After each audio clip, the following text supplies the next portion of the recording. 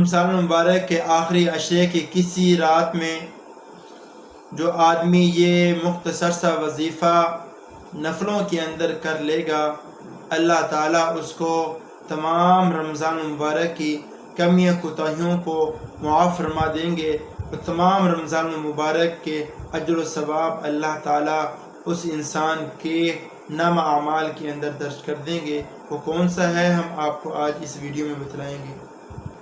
اعوذ باللہ من الشیطان الرجیم، بسم اللہ الرحمن الرحیم۔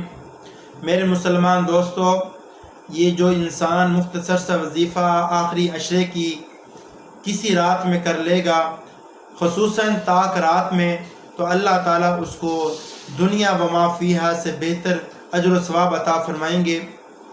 وہ کون سا وظیفہ ہے؟ وقت کم لگتا ہے لیکن اللہ کے ہاں اجر و ثواب کثیر ہے۔ فرمایا کہ 4 رکعت نفل کی نیت سے آدمی نماز شروع کرے۔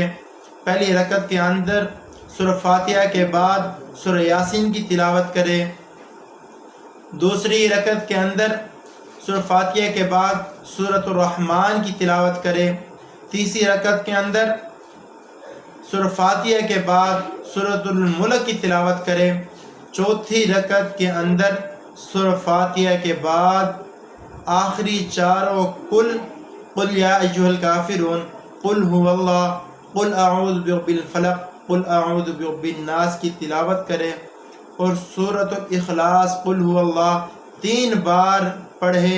اس طرح یہ تلاوت کرے گا، نوافل ادا کرے گا، سلام پھیرنے کے بعد جو بھی اللہ تعالیٰ سے مانگو گے تو اللہ اس کو سارے کے سارے رمضان المبارک کا اجر و ثواب بھی، اور سارے کے سارے رمضان المبارک کی کمی کوتاہیوں کو اللہ معاف فرما دیں گے۔ اللہ سے نفل ادا کرنے کی توفیق عطا فرما دیں۔ وآخر دعوانا ان الحمدللہ۔